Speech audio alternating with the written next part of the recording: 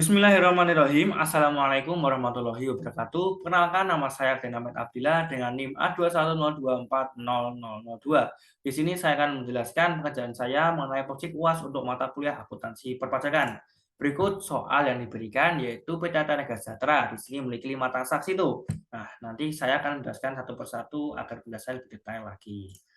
Dan ini untuk induksi proyek UAS-nya. Oke, langsung saja kita lanjut ke soal pertama. Di soal pertama ini, PT Arta Negara Sejahtera ini menerima pendapatan sewa ruko sebesar 240 juta untuk masa 1 tahun. Nah, dari sini sudah jelas, itu ada kata kunci sewa ruko. Sewa ruko berarti ini termasuk PPh pasal 4 ayat 2 final yang pengenaannya sebesar 10%.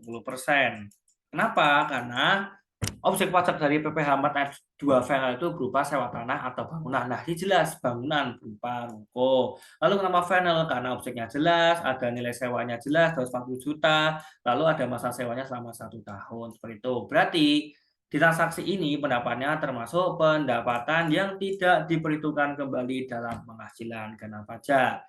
Nah, tapi tidak hanya itu saja pengenaan pajaknya, ada juga pajak satu lagi yaitu PPN sebesar 11%. Kok bisa? Karena PT Arta Negara Sejahtera ini sudah merupakan perusahaan PKP. Kebetulan ini juga menjual jasa, berarti JKP, jasa kena pajak, karena juga penyerahan jasa oleh PKP. Berarti kita lanjut ke perhitungan, simpel saja, tinggal pengenaan pajaknya dari PPh 4 ada value 10% ini dikali dengan 240 juta. Jadi 210 juta atau dikali dengan nilai brutonya. Berarti sama dengan 24 juta. Nah, untuk PPN 11% yang sama, berarti 11% dikali dengan nilai brutonya 240 juta. Berarti 26,4 juta. Oke, kita lanjut ke penjualannya.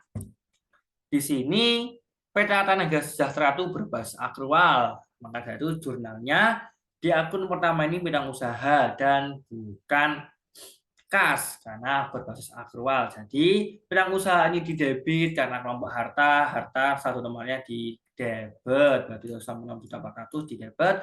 Lalu pendapatan sewa ruko di kredit karena satu nomor pendapatan di kredit. Lalu PPN keluaran ini kredit, mengapa? Karena PPN keluaran ini perusahaan PT Arta Negara ini memungut pajak dari customer secara langsung, berarti memiliki kewajiban tuh untuk membayar pajak ke pemerintah, berarti termasuk utang normalnya di kredit. Seperti itu. Lanjut di akun beban PPh final. Beban normalnya di debit. Beban PPh final berarti perusahaan memiliki kewajiban membayar pajak ke pemerintah. Selanjutnya utang PPh final. Kenapa ke utang? Karena perusahaan dianggap belum membayarkan kewajibannya ke pemerintah. Utang berarti satu namanya di kredit. Seperti itu. Kita lanjut ke transaksi selanjutnya.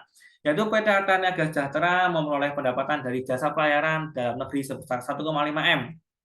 Oke, di sini sudah jelas berarti jasa pelayaran, berarti jasa angkutan, berarti terkena PPh 15 final dan pengenaannya sebesar 30% dikali 4%. Nah, kenapa KPP 15 panel? Karena di sini merupakan jasa khusus berupa jasa angkutan umum di wilayah pelayaran. Nah, kenapa kok bisa kena 30% kali 4%? Karena ini jasa pelayaran di dalam negeri. 3% itu apa sih? 3% itu pajak terutang, saya singkat PT, lalu 4%-nya adalah NPPN ataupun laba bersih. Berarti nanti 3% kali 4% ini dikalikan dengan nilai brutonya yaitu sebesar 1,5 M. Nah, berarti 30 kali 4% itu sama dengan 1,2%, lalu dikalikan dengan 1,5 M. Berarti hasilnya adalah 18 juta rupiah seperti itu. Nah, berarti di transaksi ini termasuk pendapatan yang tidak diperhitungkan kembali dalam penghasilan kena pajak seperti itu. Oke, lanjut ke penjurnalannya. Untuk penjurnalannya sama berbasis akrual, berarti di akun pertama ada bidang usaha di debit karena satu rumahnya di debit dan juga kelompok harta. Lalu pendapatan dasar pelayanan di kredit 1,5 M karena pendapatan satu rumahnya di kredit. Lalu beban PPh di debit karena perusahaan ini memiliki kewajiban untuk membayar pajak kepada pemerintah, berarti beban didebet, lalu ada utang PP final karena perusahaan dianggap belum membayar kewajibannya ke pemerintah, berarti utang maksudnya dikredit, salah satu namanya dikredit. Lalu lanjut ke transaksi selanjutnya, yaitu PT Artanega Sejahtera itu menjual kendaraan bermotor mewah kepada konsumen dengan nilai akhir penjualan sebesar 800 juta. Berarti ini sangat jelas sekali, ini menjual kendaraan bermotor mewah sebesar 800 juta, berarti terkena PPNBM sebesar 20%. Nah, kenapa aku bisa PPNBM? Karena sudah jelas ini kendaraan bermotor mewah dan juga harganya 800 juta. Namun tidak hanya terkena PPNBM saja, tapi juga terkena PPN 11%. Kenapa kok bisa kena PPN 11%? Karena sekali lagi PT Artanega Sejahtera ini sudah PKP. Lalu kebetulan sini juga menjual motor kendaraan, berarti objeknya jelas berupa motor, berarti barang kena pajak karena penyerahan jasa oleh PKP juga. Oke, lanjut kita ke hitung menghitung. Simpel saja, tinggal pengenaan pajak dari PPNBM 20% ini dikalikan dengan dasar pengenaan pajaknya yaitu 8 juta. Berarti 800 juta dikalikan 20% sama dengan 160 juta. Mohon maaf, ini sama dengan harus ini. Sama dengan 160 juta. Dan untuk PPN 2% juga sama, dikalikan dengan 800 juta. Sama dengan 88 juta. Oke, kita lanjutkan ke ke penjualannya. Untuk penjualannya sekali lagi ini berbasis akrual, berarti barang usaha didebitkan satu nomornya didebit sejumlah 1,1 miliar 48 juta. Lalu untuk penjualan dan motor ini dikredit karena termasuk pendapatan normalnya dikredit. Untuk PPN keuangan ini berarti perusahaan memiliki kewajiban untuk membayar pajak ke pemerintah karena habis memungut pajak langsung dari customer berapa juta, utang termasuk kredit. Lalu utang PPNBM ini berarti perusahaan belum membayar PPNBM kepada pemerintah, berarti masih utang, dan belum membayar berarti utang normalnya dikredit, berarti saldo normalnya dikredit. Oke, lanjut ke transaksi selanjutnya, yaitu adalah PT Artanega Sejahtera ini mengeluarkan beban jam relasi bisnis sebesar 60 juta tanpa daftar nominatif.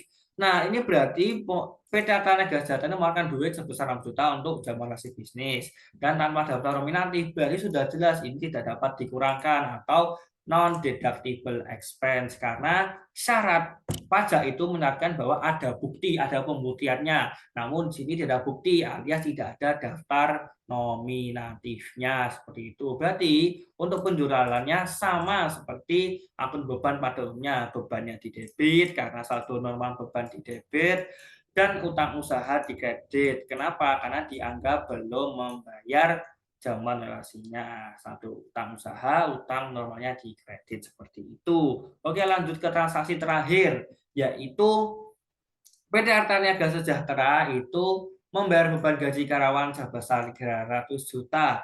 Nah, berarti ini sudah jelas gaji karyawan, berarti mengeluarkan duit buat membayar gaji karyawannya. Berarti termasuk beban yang dapat dikurangkan atau deductible expense. Mengapa? Karena gaji karyawan ini berhubungan langsung dengan PT Artaniaga Sejahtera. Dan ini juga mengurangi laba perusahaan dan mengurangi secara fiskal itu nanti mengurangi PKP seperti itu.